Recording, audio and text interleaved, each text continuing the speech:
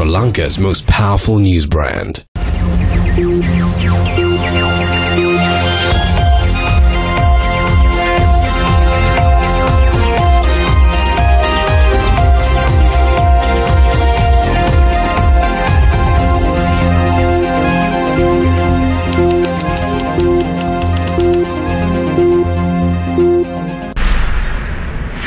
Joint opposition submits motion of no confidence against Minister Faiza Mustafa.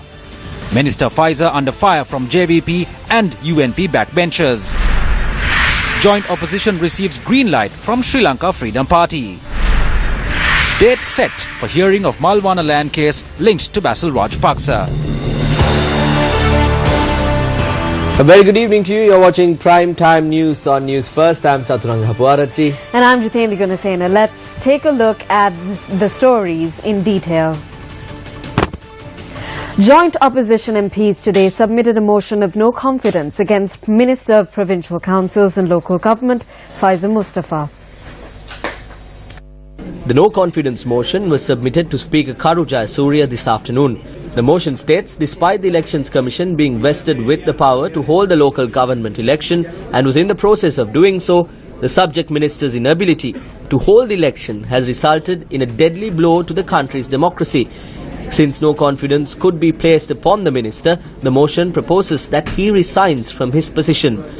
The motion of no confidence bears the signatures of 13 members of parliament, which consists Dinesh Gunawardena, Chamal Rajapaksa, Bandula Gunawardena, Ranjith Disoisa, Roshan Ranasinghe, Wimala Veera Disanayaka, Padma Uday Shanta, Udaya Gamman Pila, Janaka Wakkumura, Vijita Berugoda, Dilum Amunugama, Mahindayapa Bewardena and Sisira Jayakodi. A group of joint opposition MPs met with Elections Commission Chairman Mahinda Deshapriya today. As the joint opposition, we requested the Elections Commission to hold the election. The petition filed is a request for a limited number of areas, but the court order has suspended areas which do not get affected by it. So we requested that this be considered and to hold the election for the other areas. We strongly believe that this would be discussed by the Elections Commission over the next few days. It is the minister who has postponed the election through various means. We believe that the minister is doing this with the party he represents. It has come to a point where you should get onto the streets to demand for an election. The JVP is gearing up to table another motion of no confidence against Minister Faiza Mustafa. The postponement of local government elections shows the inefficiency of the subject minister in exercising his powers. Tomorrow, we as the JVP will table a motion of no confidence against the minister for not exercising his duties in an orderly manner. We request all MPs who anticipate an election to vote in favour of the motion.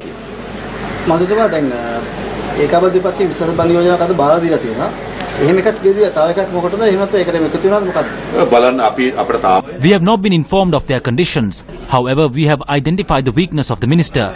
He has appointed an appeals committee. The interim injunction shows the appeals committee operated beyond its mandate. He is a president's counsel, so issuing a gazette was done purposely to postpone the elections. This is why we will table a motion of no confidence against him. The backbenchers of the United National Party convened a media briefing today. The finger is pointed towards the Minister of Local Government. We have two proposals to hold the local government election soon. One proposal is to leave the local government bodies where a certain group had organized themselves and filed cases, and while the injunction is still in place for those bodies, hold the elections in the remaining local government institutions. The second proposal is to bring a resolution before Parliament, nullify the new Provincial Councils Elections Act and hold elections as per the old election system. I raised the question in Parliament today from the Minister of Local Government and Provincial Councils. I did not receive an answer, nor was he in Parliament. He is not even in the country. Finally, we do not have the election. If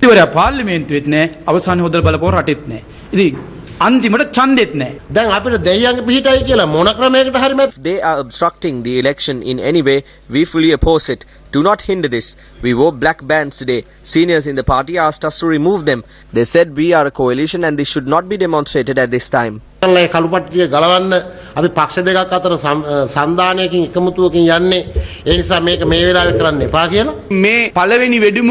This is the first wave of attack. This is less powerful.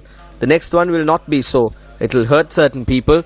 We challenge Minister Faiza Mustafa, if this gazette is proven wrong, for him to resign. If he is a politician with a backbone, he should resign before it is proven or take over some other ministerial portfolio. Or else he should come and sit with us as a backbencher of the ruling party. When Parliament convened today, there was a lot of criticism about postponing the local government elections. Mr. Speaker, it is clear to us the local government election is being postponed continuously. The UNP backbenchers are against it.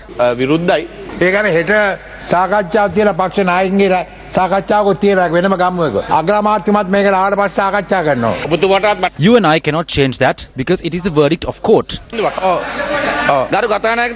Mr. Speaker, the delay in elections causes a delay in everything. If there is an issue, let's call for elections under the previous system.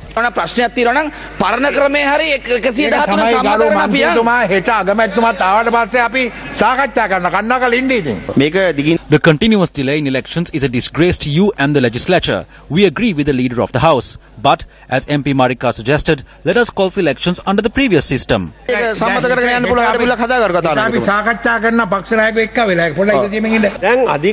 Some have gone to court requesting the elections at certain areas be suspended.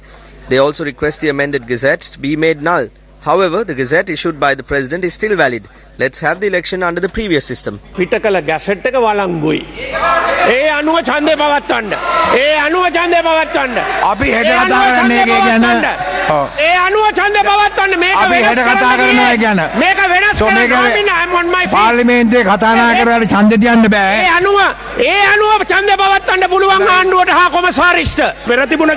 Please call for elections under the previous system. Put a stop to forming alliances.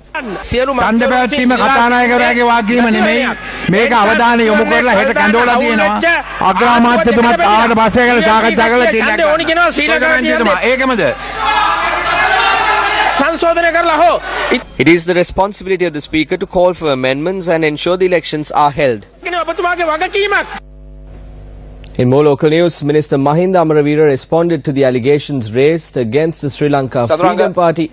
Chaturanga, I'm going to disturb you for a minute there because there is something very important that we should highlight. Good evening to all our viewers. Now, this debate that you just saw is something that happened when time was allocated to discuss the expenditure head of the Ministry of Education. Now, we saw earlier joint opposition members going before the Elections Commission to talk about this. We saw members of the UNP backbench talking about this. We saw the JVP coming out and saying that they are going to bring in another no confidence motion against this particular minister. So the main issue now has become the no confidence motion. Meanwhile, elsewhere all around the country, the cost of living is skyrocketing.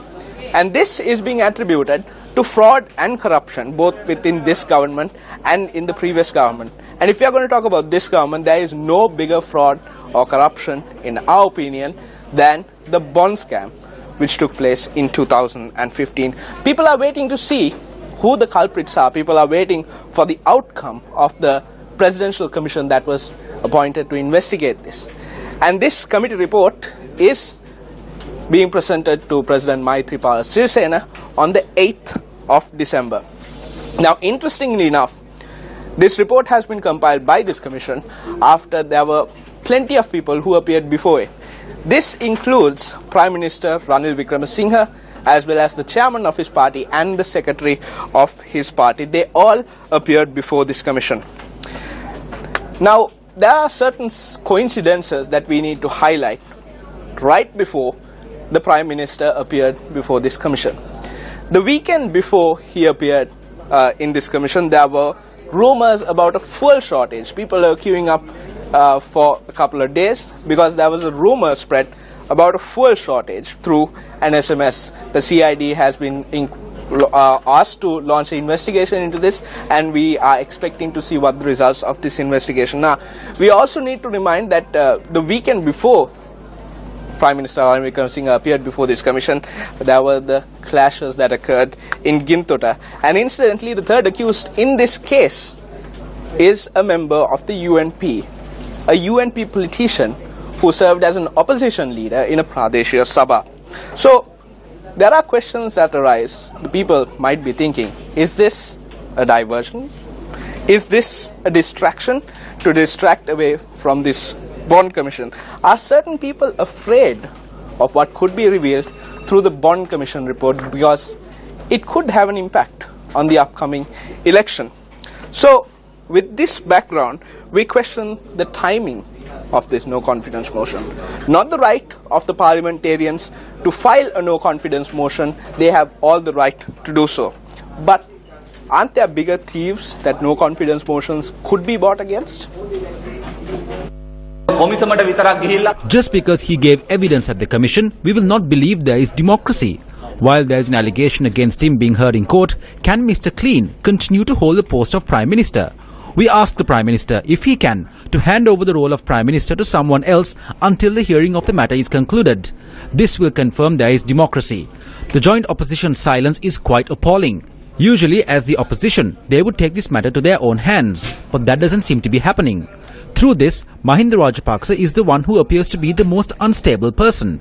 If Ranil Wickremesinghe loses his post, imprisoned, the charges against him are proven, it is Mahinda Rajapaksa and his family who are in deep trouble. So you saw the views that were expressed from the left front. Now, let's talk about this a bit more. We have Faraz Shaukat Ali in the studio with us. Faraz, if you were in the parliament, hypothetically, who would you bring a no confidence motion against? Hypothetically, of course. Yes. There's actually, we can't take umbrage with the no confidence motion against Minister Faiza Mustafa. But what about these others? For example, Ranil Wickremesinghe for his hand in the Bondgate scandal. We have to remember that the procurement of finances for the government of Sri Lanka is the single largest procurement process in this country, way above what we spend on oil. Secondly, to Sagala Ratnayaka, the minister in charge of what happened in Jintota. Again, Sagala Ratnayaka, for his abysmal failure to fully investigate and bring to books the so-called culprits of corruption in the previous administration and also in this government too. Then what about Malik Samaravikrama for his abysmal performance in the performance of his duties of Minister of International Trade Where is this FDI? Where are these gilded opportunities being taken care of? So all these people deserve, in my opinion, a vote of no confidence against them too. Now all these are hypothetical thoughts for us, right? Well, yes, but that is what it is. That's what it should be. What about the new Foreign Exchange Act? Well, that's also remarkable for the way this government is trying to bring in income through the back door. Now, according to Chandra Jayaratne, who commented on this, the new Foreign Exchange Act proposes, well, it doesn't propose, it is now law. So every foreign transmission, transmitting the money being transmitted into Sri Lanka, will attract a tax of 1%. Now, if we look at the migrant workers, so you have the numbers pertaining to these transactions. Absolutely. As well? So if we get the calculator up there, and it's 7,400 million. Okay. Right, and let's talk about millions in this. 7,400 million. All right. That's the amount in dollars. And if you multiply that by 150... That's a rough amount. That's a rough amount.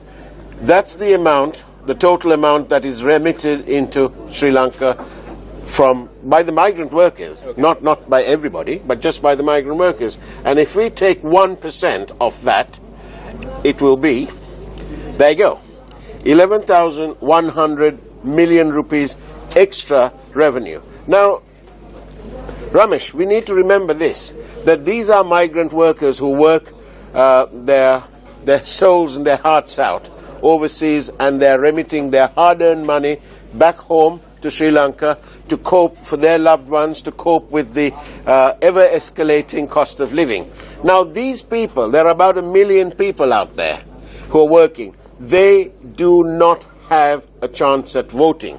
But, and there's a big but, what about their family members who are adults and who are on the voters list and who will be voting?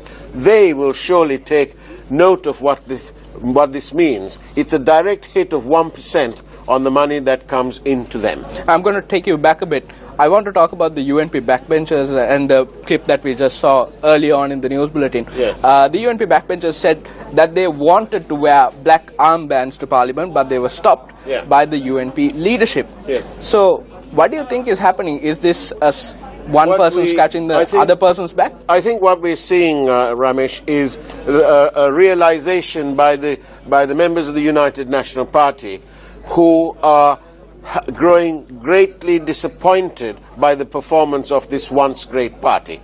And they are questioning as to what has happened to their party.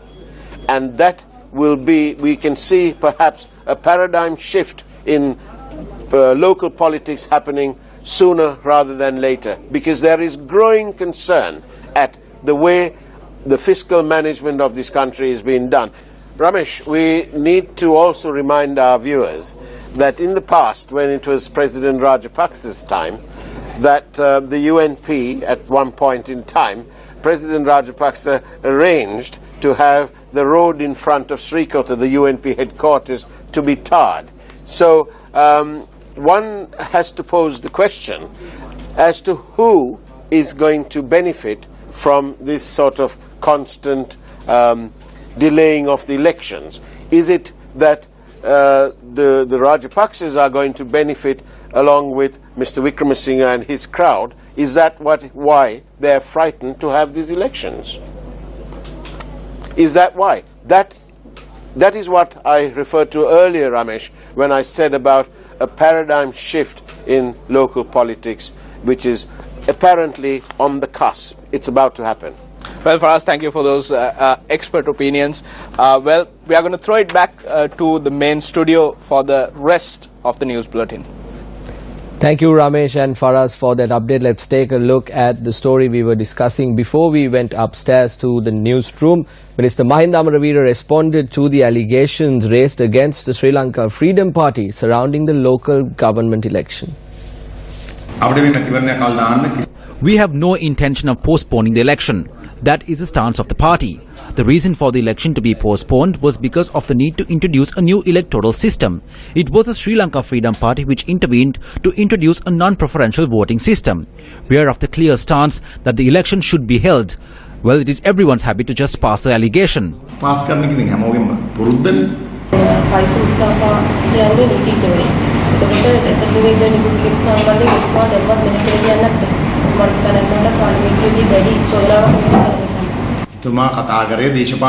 He was talking politics. Take a closer look at his entire speech. It was one which was targeting the next election. All the parties were present during the drafting procedure. If there was something wrong, they should have all seen it. Also, every citizen has the right to go to court against any act. Well,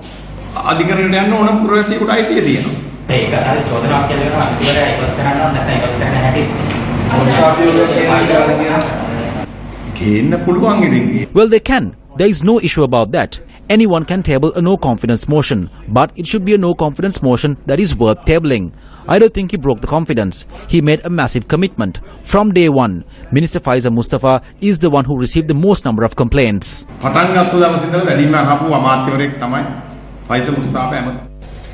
Minister Faiza Mustafa, who is currently overseas, commented on this issue to Newsfirst. The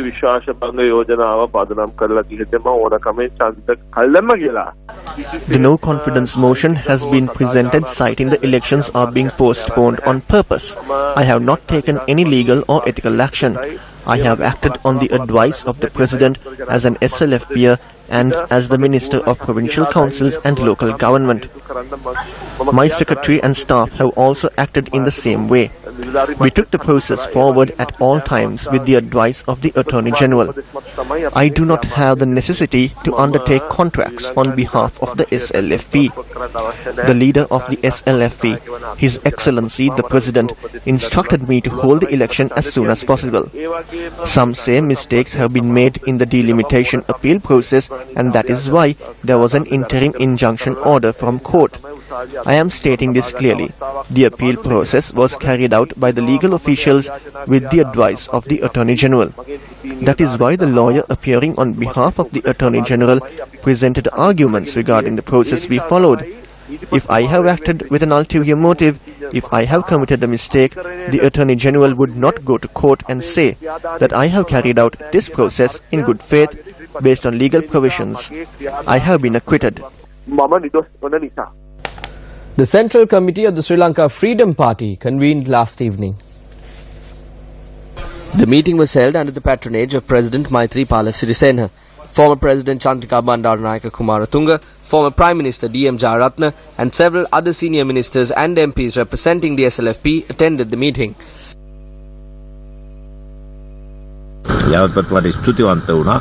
Everyone praised the President, especially regarding the action taken with regard to the bond issue. There was a request to continue these matters. We came here with the opinion that the SLFP should go ahead as one at the upcoming election. අපි ශක්තිමත්ව ගෙනියන්නත් ශ්‍රී ලංකා නිදහස් පක්ෂය එකට කටයුතු කිරීම කළ යුතුයි කියන මතය තමයි අපි ආවේ. එකට කටයුතු කිරීම කියන්නේ මහින්ද මහත්තයාගේ කණ්ඩායම. ඔව් අපි සාකච්ඡාවක් පවත්වාගෙන යනවා. ඔබතුමා නේද දැන් මේකේ මේ පොදු ජන මේ දැන් මේ එක් මහින්ද පාටි එකයි මේ පක්ෂයයි දෙකම එකතු කරන්න හදන්නේ ඔබතුමා කියලා දැන් කතාවක් ගියා. ඔව් මේ පක්ෂ දෙගොල්ලම එකතු වෙලා තරම් කරන්න ඕන කියන එක සාකච්ඡා කරා කතා කරා. ඒ කියන්නේ එකතු වීමේ ලක්ෂණ පෙන්눔 කරනවද? ඔව් එකතු වෙලා මේ මැතිවරණයට ඉදිරිපත් වෙන්න අවශ්‍යයි කියලා. ඔව් නමුත් මහින්ද මහත්තයා සමග සිටින කට්ටිය එකතු වෙන්න කැමැත්තක් පළ කරන්නේ නැහැනේ දැනට තියෙන හොඳ ප්‍රතිචාරයක් නැහැනේ. ඒකේ නැහැ. Majority in both the factions like to join. They have agreed to a certain extent. When we hold the discussions for a few days, they will agree to join. Sri Lanka Nidahaas Paksha. There will be no talk of working together as long as the SLFP remains party to the UNP government. We cannot break the trust placed on us by those who voted for us. And now we head into a short commercial break, but before that, making the illustrated headlines tonight is our resident cartoonist, Asanga Laduwehetti.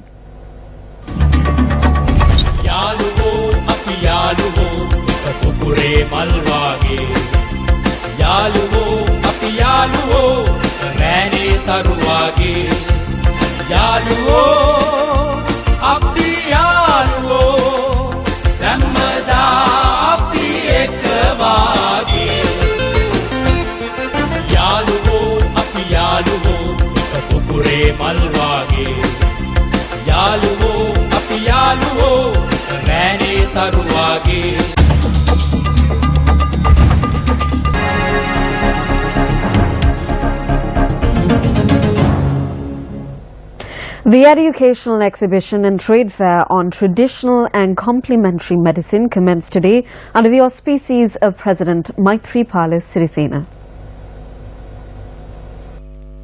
The exhibition has been titled TradMed International Sri Lanka 2017.